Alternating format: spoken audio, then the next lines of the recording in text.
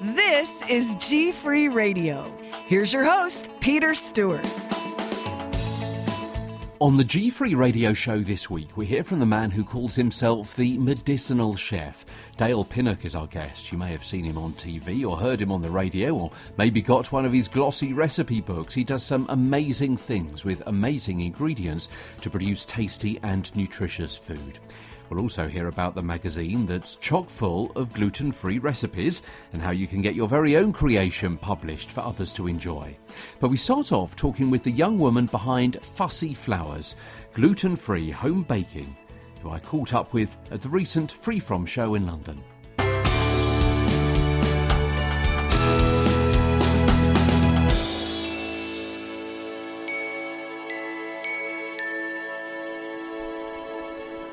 Okay, so I'm here with Jackie Midmore, who's well, it's your first time here, isn't it, to the Allergy and Free From show, and you're interested in coming again next year for slightly different reasons. We'll come to that in a few moments' time. What do you make of it?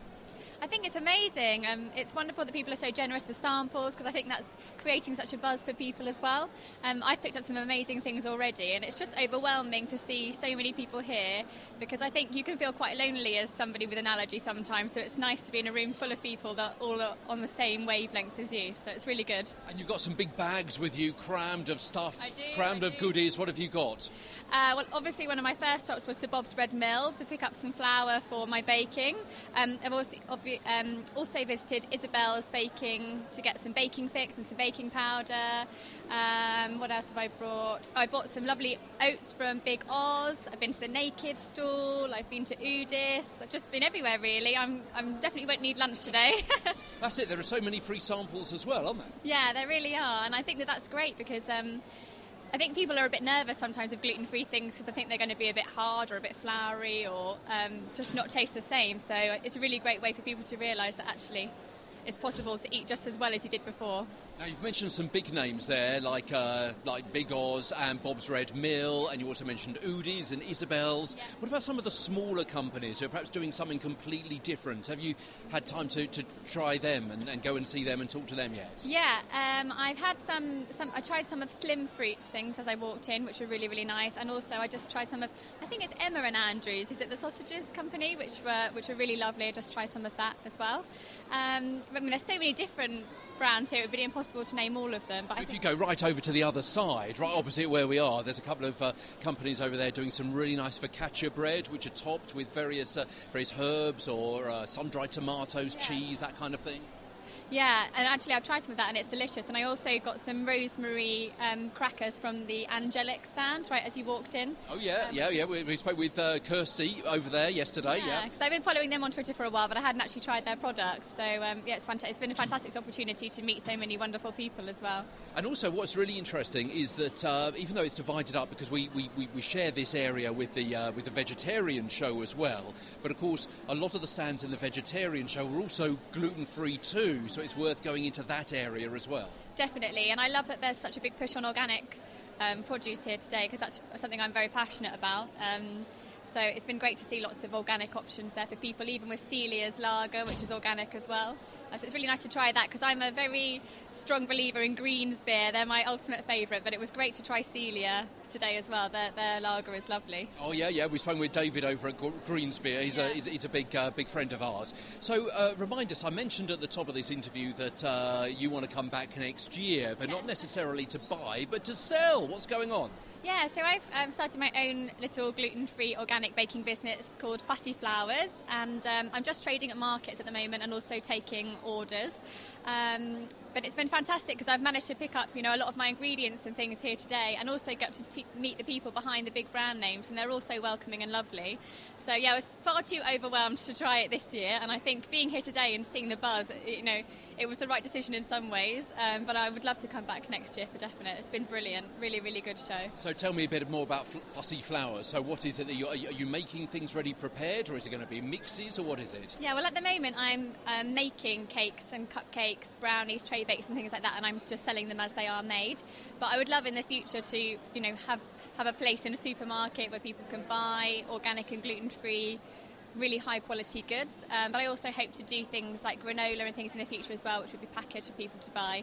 But it's very new, and it's obviously a slow start with things like that, but I've had fantastic feedback so far, and thank you to everybody who's sort of followed me on Twitter and helping me along, so yeah, it's really good. It's difficult though getting into that market, isn't it? I guess what one of your niches has got to be doing those cupcakes and the brownies slightly differently, so a slightly different flavour, slightly different ingredients. Yeah, I found so far that the slightly unusual combinations, like I do a banana and salted caramel cupcake, that's probably one of the favourite ones amongst the people that buy them, and also a hot chocolate cupcake with an Italian meringue topping, so it's like having a hot chocolate but in cupcake form, which people seem to really enjoy as well. But I welcome any feedback, and I've had some really interesting people come up to me and say, well, why don't you try this combination, or could you try this? So I think the public are always, they can be your best and your worst enemy, I suppose, can't they? They're so critical, but in the best way, and that really helps me to keep getting better and to keep thinking of new ways to do things and new ideas. So. And how can people get in touch with Fussy Flours at the moment? Yeah, so you can follow me on Twitter at Fussy Flours, or on Facebook, facebook.com/Fussy Flours.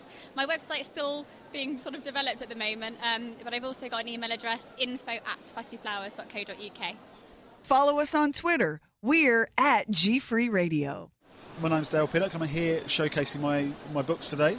Basically, my whole take on things is really, I'm trying to be a voice for real food, getting people back to eating real food, showing people the profound effect that the smallest of changes in your diet can actually have on your body and have on your health, and really just, trying to be a champion for that, really. So really healthy recipes. So they're not necessarily all of them gluten-free, but many of them are gluten-free. Many of them are, because personally I don't really use many grains anyway.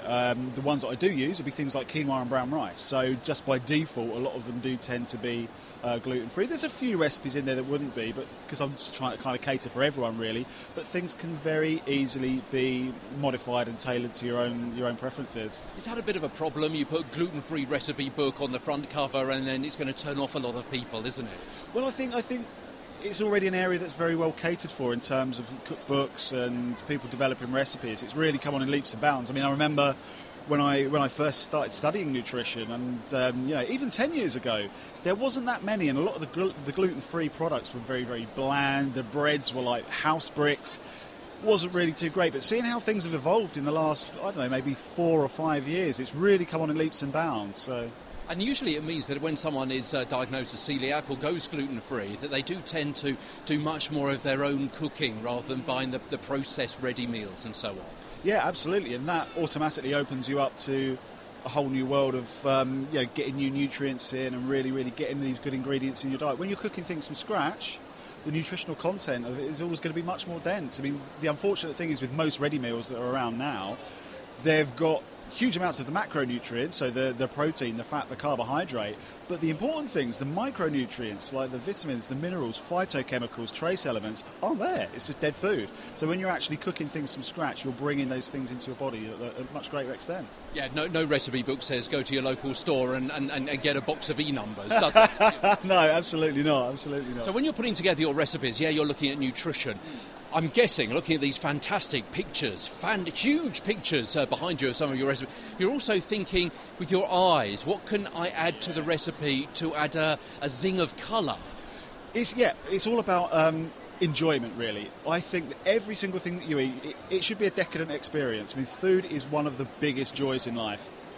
It really, really is. And there's no reason why it needs to be dull and boring just because you're deciding to eat healthier. I think a lot of people think that healthy food is all like, beards and sandals and wonga wonga berries and rabbit food and that kind of stuff. I really try and show people that it's not. It can be very, very indulgent. So when I'm designing a recipe, obviously I'm coming at it from a nutritional perspective. And obviously if I'm creating something that's designed to target a specific condition or body system or whatever, I've got that in mind. But then I also bring in the enjoyment factor. How's it going to taste good? I'm using these key ingredients. What am I going to put with it to make it a really amazing culinary experience too? And the aroma as well, I'm sure. Oh, absolutely, yeah. It's all about that. That makes you salivate, doesn't it? It does. Well, I'm cooking later on today, and it's when I start with all the aromatics and stuff like that, like the onions and the garlic and the spices, that's when everyone piles in. So what's your background? You started nutrition, you were saying? Yeah, my background, I did my first degree in human nutrition, did a second degree in herbal medicine, and then did a master's in nutritional medicine. And I've been cooking all my life, so I just kind of bring those two worlds together now. Okay, so you've got 2 books which are on offer today, which obviously people can get via Amazon, I guess, and big bookstores. So tell us what they are. What's the difference between them? Right, so this one here, the Medicinal Chef, that's the one that I wrote last year. That is basically divided into 3 sections. The first section looks at a lot of common key ingredients, possible benefits, applications.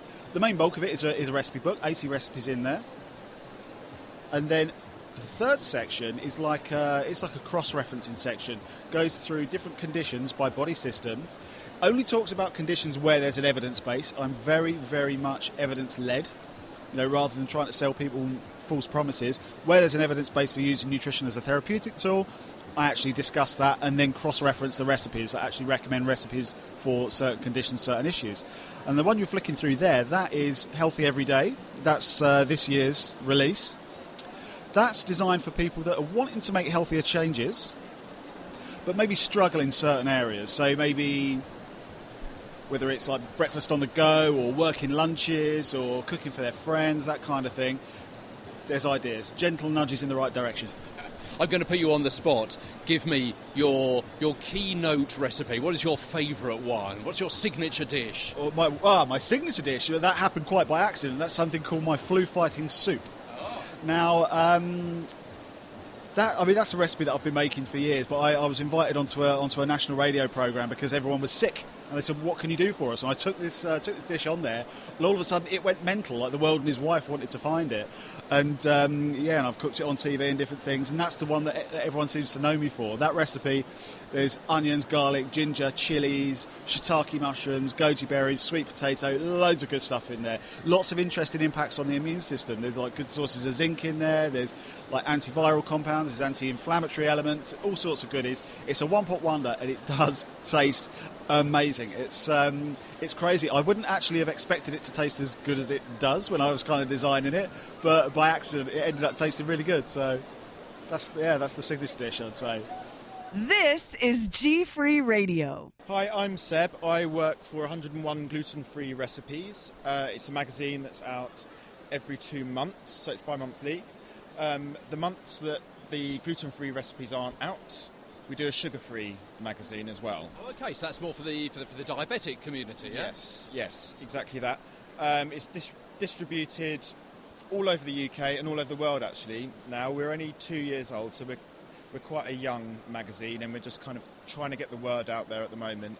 It's released in all the major supermarkets, so Waitrose and Sainsbury's and Tesco's, also WH Smith's as well.